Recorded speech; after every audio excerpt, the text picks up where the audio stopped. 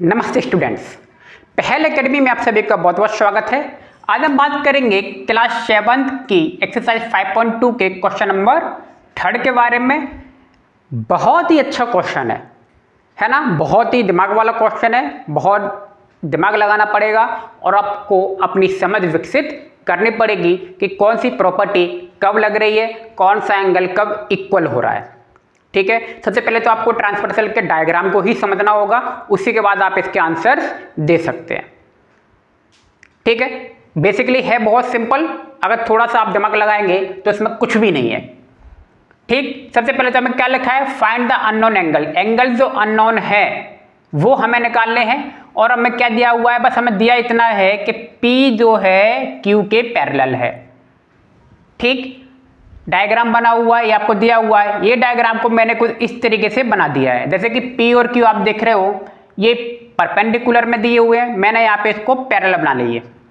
Clear, horizontal में, sorry vertically बना लिए, ये इसको हॉरिजॉन्टल में दिए हुए हैं।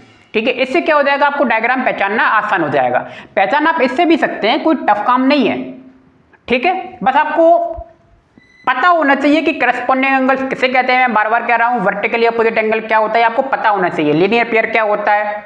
ठीक है, तो आइए अब बताइए, यहां पे क्या लिख दिया, एंगल D इक्वल टू 125। आपको केवल एक ही एंगल दिया हुआ है 125। कितना दिया है, केवल 125 ही दिया है ना आपको, और आपको सारे पता करने हैं। तो एंगल D इक्वल टू 125 वो कह रहा है कि भैया है, क्यों है, यहां पे हमने लिख दिया है वो क्यों है, करस्पॉन्डिंग एंगल्स आर इक्वल।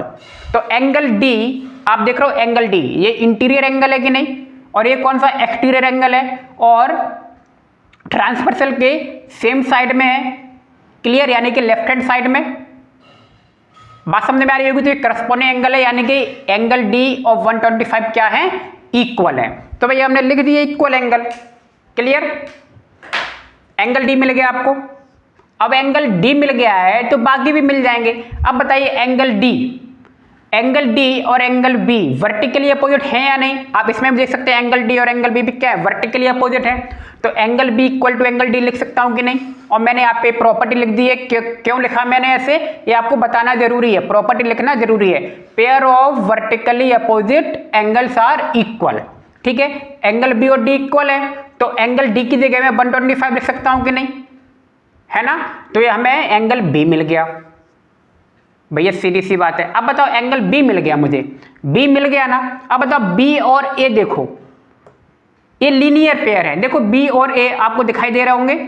अगर मैं इसको ऐसा पूरा बनाऊं तो देखिए ये बन रहा है कि नहीं, क्या बन रहा है, ये स्ट्रेट एंगल बन रहा है कि नहीं। आप देखो दो एंगल बन रहा है ना, और ये कौन सा होता है, लीनियर पेयर होता है। तो एंगल A और B कौन से बन रहे हैं, लीनियर पेयर। तो angle B plus angle C equal to 180 degree because of linear pair. Clear, तो एंगल B हमें पता है 125 मैंने रख दिया। एंगल C हम निकाल सकते हैं, एंगल C इक्वल टू क्या हो जाएगा, 180 डिग्री माइनस 125, और एंगल C हमें कितना मिल गया, 55 डिग्री। क्लियर, तो एंगल C आ गया हमारा। एंगल C कौन सा है, ये है। अब बताइए एंगल C जब मुझे मिल गया, ठीक है, एंगल C मुझे मिल गया, तो बताओ एंगल A मिलेगा कि नहीं, क्योंकि वर्टिकली अपोजिट है। तो angle A equal to angle C, angle A equal to angle C क्या हो गए, वर्टिकली अपोजिट एंगल्स हो गए, राइट। तो एंगल C की जगह मैं क्या लिख सकता हूँ, 55 लिख सकता हूँ कि नहीं। तो एंगल A हमें मिल गया। क्लियर, एंगल A हमारे पास आ गया, B हमारे पास आ गया। क्लियर, C भी आ गया, D भी आ गया। अब मुझे बताइए एंगल A और एंगल E कौन से एंगल है, करस्पॉन्डिंग एंगल्स हैं कि नहीं।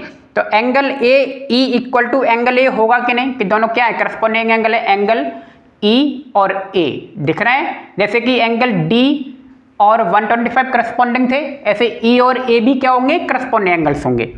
ठीक है, तो A की जगह पे मैंने 55 लिख दिया, एंगल E मुझे मिल गया 55 डिग्री। क्लियर, E मिल गया, E के अपोजिट में क्या है, F है। कौन सा लग गया, आपको सवाल समझ में आ गया होगा, pair of vertically opposite angle, angle F equal to angle E। तो यहां से मुझे एंगल F मिल गया। F कितना मिला हमें, 55 डिग्री। बात समझ में आ गई होगी। तो इतना टफ काम नहीं है, बस आपको थोड़ा सा समझना पड़ेगा। ठीक है, यहाँ पे मैंने हैंस सारे एंगल्स लिख दिए। एंगल ए कितना आया हमारा, angle B, angle C, D, E, F कितने कितने आए, सबको मैंने एक साइड से लिख दिया। ठीक है, उम्मीद है आपको समझ में आया होगा। बस आपको एंगल्स पता होंगे तो सवाल में कुछ भी नहीं है, बेहद आसान है। थोड़ा डायग्राम को भी आपको समझना पड़ेगा। ठीक है, क्योंकि डायग्राम से ही क्या है, एंगल्स निकलेंगे। ये मैंने थोड़ा समझाने के लिए बना दिया था। ठीक, तो उम्मीद है आपको समझ में आया होगा। तो मिलते हैं नेक्स्ट वीडियो में। आप सभी का बहुत बहुत धन्यवाद। Thank you.